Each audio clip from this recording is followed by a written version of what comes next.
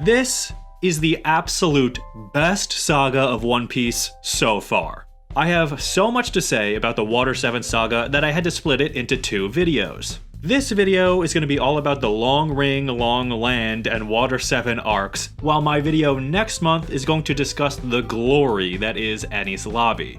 With all that said, hey, I'm Denny, and I'm happy to be speaking about One Piece yet again, continuing to offer my first impressions as I go through this show for the first time. The last video I made on this series covered the Sky Island saga, and it's safe to say I had mixed feelings on that section of this odyssey. But the Water 7 arc in particular really brought me around on the show in a big way, and now I'm pretty sure I'm in love. My relationship to One Piece has solidified as an honest-to-God commitment, and now I'm trapped in this wonderfully weird pirate world with all you fine folk. So let's just get right into it, because there is a lot to discuss with this one.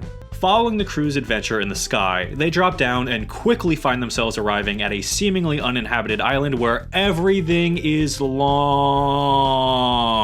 This is such an absolutely stupid idea, and I love it so much. The idea isn't that funny on its own, but the way that the series handles the idea is what delivers on the comedy. The writing in the series really commits to its bits, even if they aren't too funny in a one-off joke. The fact that they keep going back to that bit repeatedly makes it work. The different long things are so dumb, and the characters reacting confused to how stupid it is, like the leopard being long but sideways, sells the comedy so well and feels natural. This arc itself is actually a refreshing reprieve from the massive scale battle of Skypiea. It's not that great, and the anime drags it out a bit, but overall, it's fun. It's really the only explicitly comedic story arc of the series so far. Obviously, the show has comedy in it, but this arc kind of felt like a spin-off day in the crazy life of the Straw Hats, which is nice considering the scale of conflicts they've been going through recently. There are some great moments throughout this arc. The Davy Back fight with the Foxy Pirates is a good catalyst and creates some interesting challenges for the crew. I think Foxy is such a fun character. He could have been just a really annoying villain, but the way that all the Straw Hats are so rude and cruel to him is hilarious, which is only exacerbated by how hard Foxy takes it all. I really get a kick out of the Foxy Pirates in general and how into everything they are. They are constantly getting emotional and cheering for the Straw Hats, almost like a parody of the real world viewers. The announcer in particular is pretty fun. I get a kick out of how he continuously tears into Nami as being a cruel woman. On a more serious note, there is a great moment between Zoro and Chopper after Chopper is won by the Foxy Pirates. Chopper is crying, lamenting that he doesn't want to be part of any other crew, and Zoro essentially has to smack some sense into him to get him to man up. I thought it was a nice beat for both characters. It continues Chopper's development and restates how much being part of this specific crew means to everyone, which will be very important for the next arc. Overall, I'd say this was a pretty entertaining story that overstays its welcome a bit, but I like the Foxy Pirates and I hope to see them again someday. I will say though that the ending with the old man and his digging grandson is the most rushed thing I've ever seen, but I understand it's anime exclusive, so whatever. The biggest thing to come out of the Long Ring, Long Land arc is the introduction of Aokiji, whose name I'm probably mispronouncing. This whole section took me by surprise. It's really only 2 episodes, but it is such important setup for the next nearly 100 episodes of the story, while also expanding the world of the show and making the threat of the Navy feel a lot more real than the previous cartoonish henchmen the Straw Hats have encountered up to this point have done. Aokiji has a dope entrance where he's just snoozing with his little eye mask on, but quickly he builds up the mystery around Robin, showcases his badass powers, and results in an insane confrontation with the Straw Hats. Oh, and he drops some damn tease about Luffy's grandfather that had my head spinning. Since I finished this saga by the time of recording this, I already know who he was referencing, but at the time, I was nervous that Luffy was going to somehow be related to Gold Roger, which I think would ruin the series, and the show had me sweating for a long time until that reveal. I guess Luffy has 2 grandfathers though. Oh, please God, be good to me. Aokiji puts the whole crew into crisis mode very quickly in a way few other characters, if any up to this point, have been able to do. I think the way that the whole crew reacts during this crisis is very well done and feels real, but I particularly enjoy the fight between Aokiji and Luffy, and it's a fight we barely see, which made it that much more impressive to me. We see just enough to know what happened, but not too much so that it remained concise and got across just how easily Aokiji won. I think it's great to see Luffy lose right off the bat at the start of the saga against an enemy near the top of the organization that they'll be going against later on. Now, before that conflict even begins, we have Aokiji's power in the back of our mind as something the Straw Hats may have to go up against again. Also, the fact that their battle was a duel that Luffy challenged Aokiji to in order to protect everyone else was a really nice character moment. I don't think Luffy thought he could win the fight, but I know he was damn sure gonna try his best. After Luffy and Robin are thawed and the crew heads back out to sea, it isn't too long until they arrive at Water 7, looking to cash in their hard-earned gold and find a shipwright to join their crew and repair the Mary. I'm sure everything will go very smoothly from here. The Water 7 arc begins with yet another ridiculous gag that this show commits to hardcore, and it's everyone's excitement and intense curiosity over seeing a frog do the front crawl. I think it's so funny how into following this frog everyone is, but of course, this leads the Straw Hats to run ashore on the sea train tracks, which keeps the utter insanity of this world going strong. It's here that we meet Kokoro, Chimney, and Gombi, who I'm gonna save talking about in more detail until my Enies Lobby video, but they give the Straw Hats some guidance to Water 7 and set them on course to meet with Iceberg and Gali La. Before touching down at Water 7, some of the crew get some wardrobe changes, and I think every one of them is absolutely fire. I really like Nami's outfit with the tie, Sanji looks dope as hell in his orange pinstripe shirt, and Robin? I mean, goddamn. I also began to notice that Nami's hair has become noticeably longer than it was at the start of their adventure, which I think is a nice touch to show the passage of time in a subtle way. When we first see Water 7, I was so happy. It's an absolutely beautiful setting. It's so fun and interesting and lively. I think it's the best setting in the series so far, containing all the wonder and excitement of the show with unique inhabitants, like a company of celebrity shipwrights that you just can't get in any other media. The idea of the sea train is also such a fantastical idea, and I think it's incorporated into both the setting and story extraordinarily well. Pretty perfect timing to arrive at a place with built-in sea travel in the saga where they can no longer use their ship. I think that this city has been the kind of setting that I've been waiting for in this series. It's so grandiose while playing on the real-world city of Venice in its one-piece way, such as with Yagarables instead of gondolas.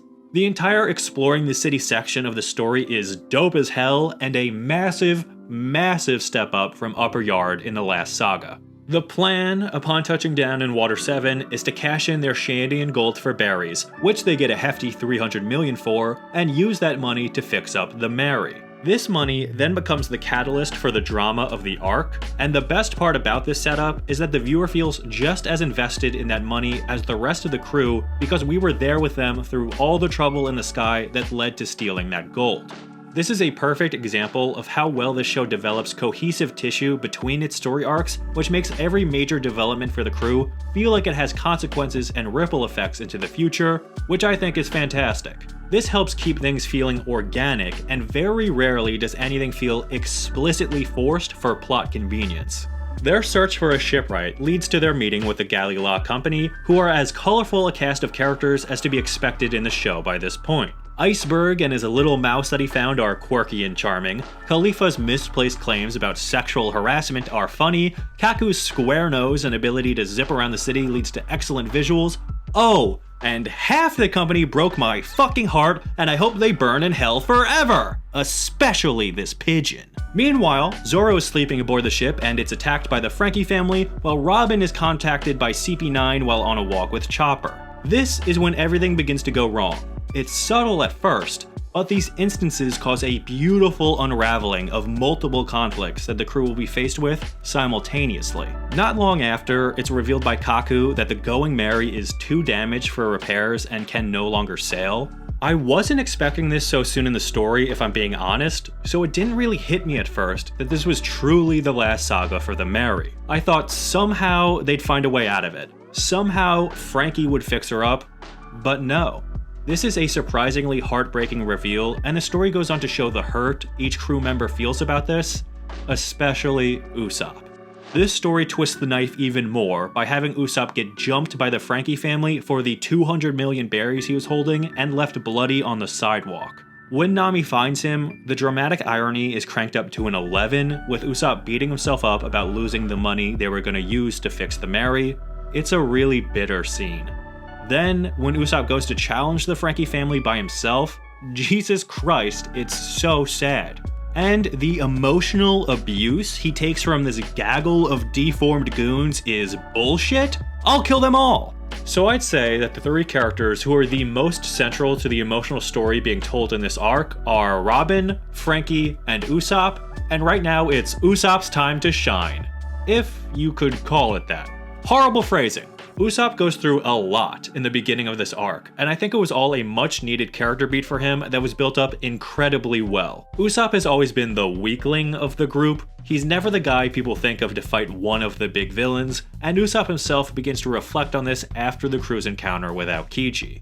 So, just in a matter of hours, for him to get beaten by some thugs, have the crew's hard-earned money stolen out from under him, get beaten viciously again, and then find out that the Going Merry is essentially dying is absolutely brutal for him to try and wrap his head around. While I don't necessarily think that his reaction to Luffy and the rest of the crew was justified, I can at least understand his headspace, and that's the sign of a great character. Even when he's doing something I know he shouldn't be doing, I can still get behind him.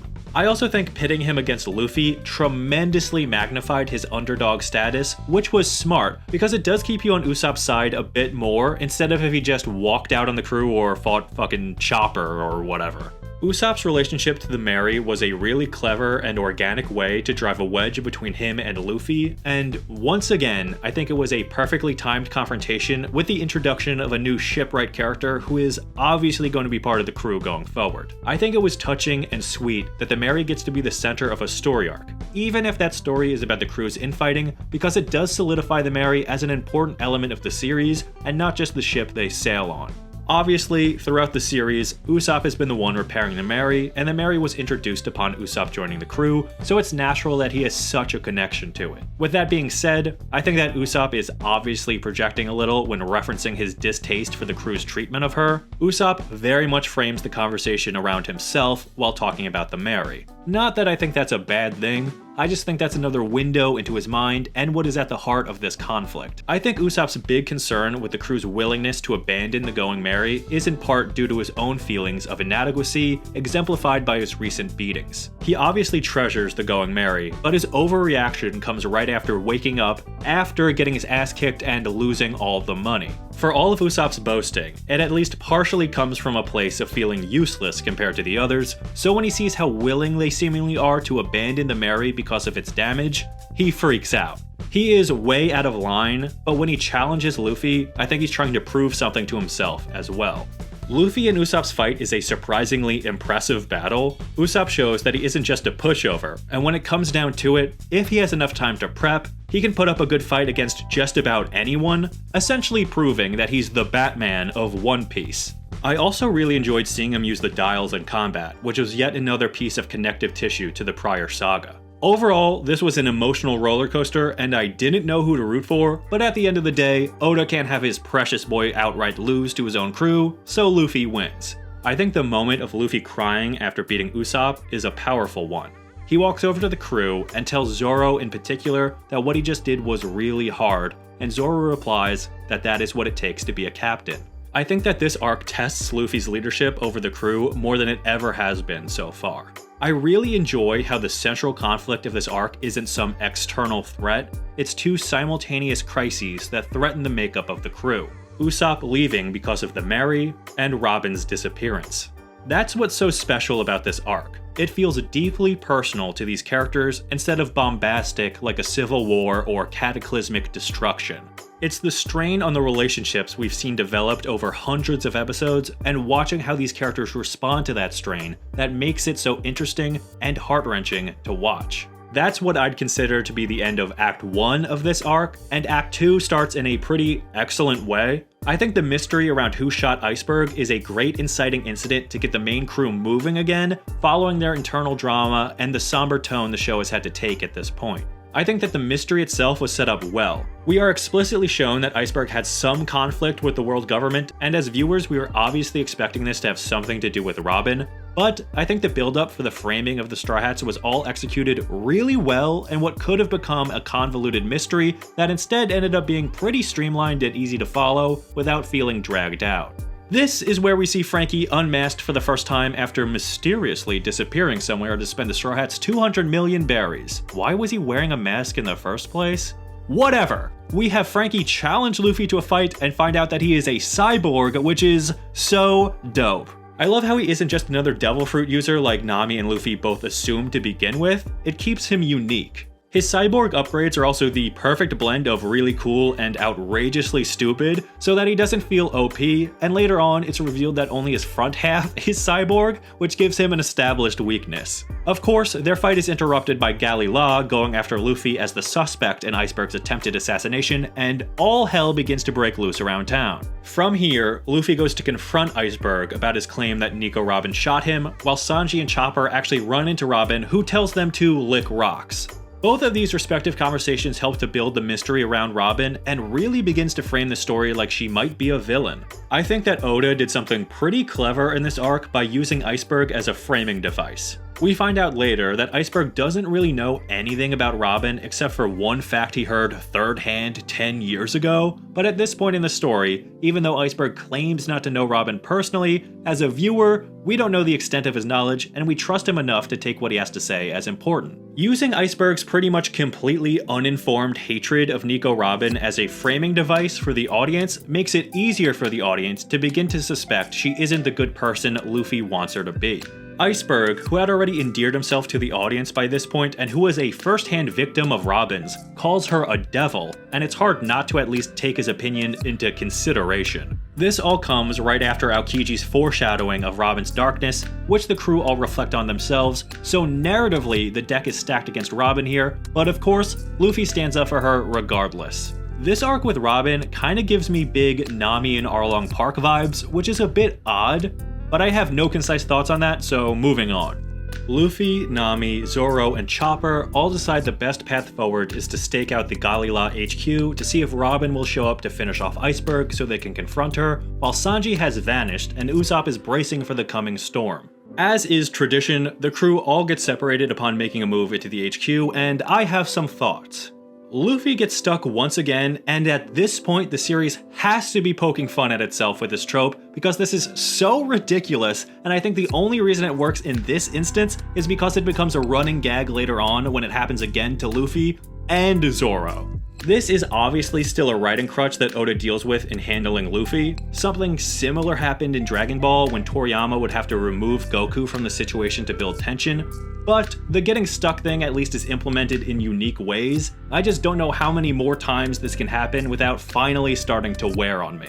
The best gag of this entrance into the HQ though is when Zoro, Nami, and Chopper hop the fence after talking through their brilliant plan and are immediately spotted by everyone and it all goes to shit. Maybe the hardest laugh I had this whole arc? Actually, probably the second hardest, but we'll get to that near the end. Inside the HQ, we finally begin to get some damn answers about what's been going on. We find out that Iceberg has the blueprints to some crazy weapon, Pluton, that the government is after. We learn Iceberg fears Nico Robin because he believes she has been searching for the poneglyphs to build the ancient weapons. And we get the big reveal that the people she is allied with are world government agents from CP9, and oh, they've been deep fucking cover spies for 5 years and are characters we've seen already. That twist was really cool. It isn't foreshadowed, but I don't think it had to be intriguing. In fact, it's probably better that it wasn't. The even crazier twist is that they're all kinds of uber powerful with some kind of crazy martial arts abilities that essentially make them superhumans. Yet again, I thought it was an awesome idea to give them these powers instead of relying on Devil Fruit, and then some of these motherfuckers do have Devil Fruit powers and stack all of that together, which is nuts. So our entire squad gets fucked up, which is always a good thing in this story. Luffy has pretty much gotten his ass kicked up and down the city in this arc. Even against Usopp, he didn't have a great showing, but I think that's fantastic. It's nice to have Luffy as the underdog, and it really sets up a good reason for his power-up. But that's a topic for the next video. It turns out the blueprints that Iceberg had Polly hide were fakes, but don't worry, Iceberg felt a strong need to explain his plan and leave a key detail on the blueprints which makes everything blow up straight in his face. Turns out the fake blueprints list Tom's workers, the shipbuilding company Iceberg worked at with the legendary shipwright who built the Sea Train, as well as a man named Cutty Flam, who CP9 knows is Franky's real name. So they figure Franky has the blueprints, finish bashing around the Straw Hats, leave Iceberg and Polly to die, and zoot on out of the burning headquarters of Galila to find Franky. Overall, pretty big L for the entire group here, and I love how utterly wrecked they all get. Nothing gets you to hate some villains quicker. I should say that going on in the background of this entire day has been the city preparing for the annual storm called Aqua Laguna, which floods the entire lower section of the city. So naturally, Aqua Laguna really hits her stride during the height of action around town. Firstly, I love the concept of Aqua Laguna and the name itself. I think it's a really interesting idea, and when looking at the town, it does make sense that the layers exist for a reason, so great job on that, Oda. Secondly, I think it serves as the perfect backdrop for the action of this arc. It adds this somber and vicious atmosphere with a ticking clock in the back of your mind for when it's really gonna hit, and offers a serious obstacle that needs to be overcome when it's time to leave Water 7. I thought it was an excellent and unique addition to this story.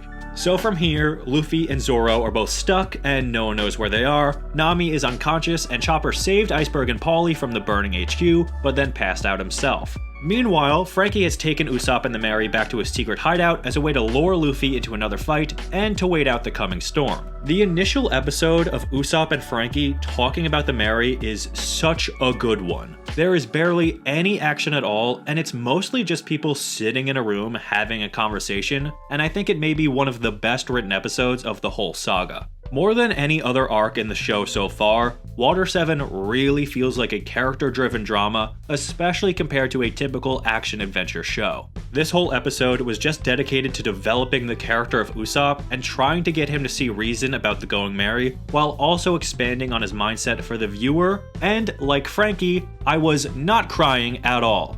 The episode also served to humanize the cyborg, actually fleshing him out instead of remaining the thuggish villain he's been so far.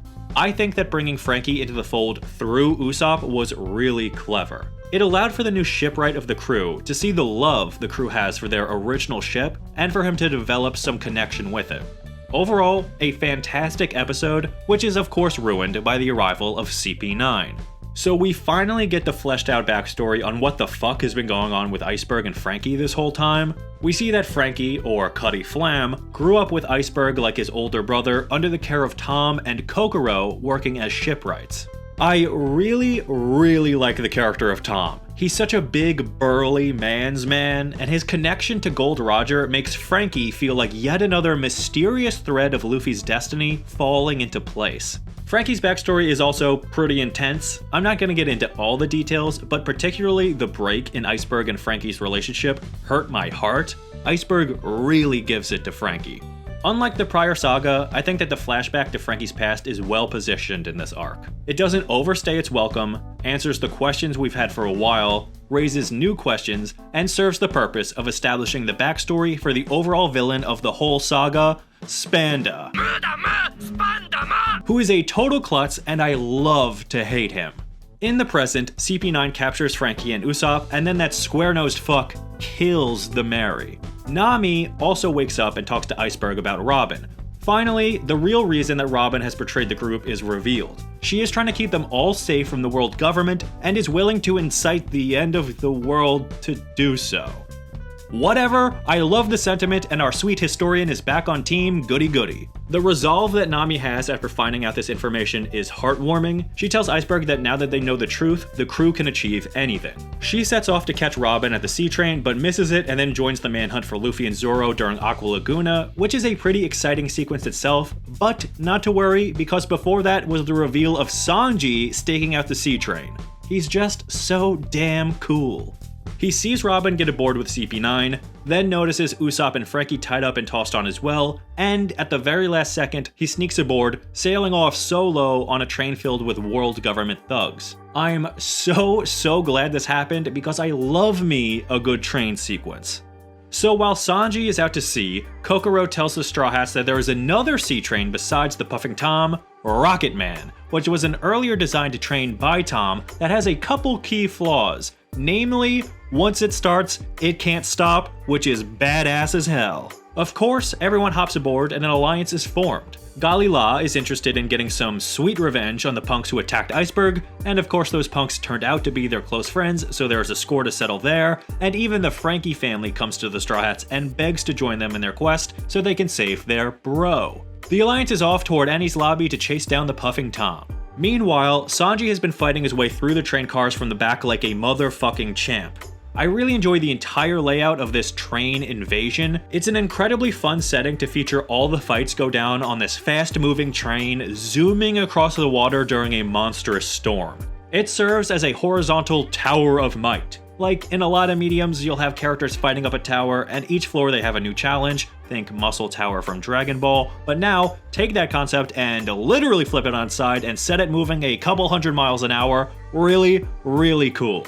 Sanji eventually gets to the car with Franky and Usopp and rescues them both, only for Usopp to say that he no longer owes anything to the Straw Hats and steps away. Luckily, Usopp contacted his good friend Soja King, the man who hails from the Island of Snipers, to help Sanji and Franky out. What a lucky break! I thought this introduction was so goddamn weird and hilarious. The song? I mean the song?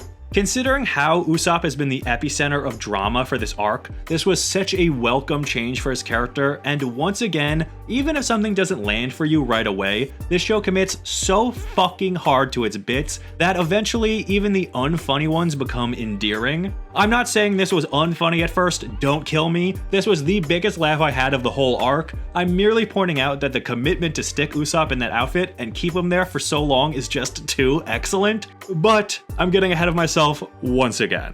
So the squad makes their way to the front of the train to rescue Robin. Soja King sneaks around to the front, while Sanji fights a crazy cook and Franky beats the piss out of a CP9 rookie. I think the two fights we see are pretty fun. I think seeing Sanji use the kitchen knives was really cool, and Franky gets to show off what he can do in a serious battle. When it comes time to confront CP9 and rescue Robin though, things go south pretty quickly. I think having Usopp tell Robin to believe in Luffy after their whole fight was a powerful moment and showed just how much love Usopp has for his ex-captain despite everything, but Robin just can't after what she's seen in her life. The CP9 agents are so confident that the Straw Hats can't get Robin back, and it's essentially because she is suffering from serious PTSD due to her living through a Buster Call as a child. They know that as long as that threat looms over the Straw Hats, Robin will do anything to avoid that happening, which is why Lucci doesn't even bother having anyone guard Robin throughout the whole train ride. Lucci pretty much explains just enough for the audience to grasp the motivation behind Robin's actions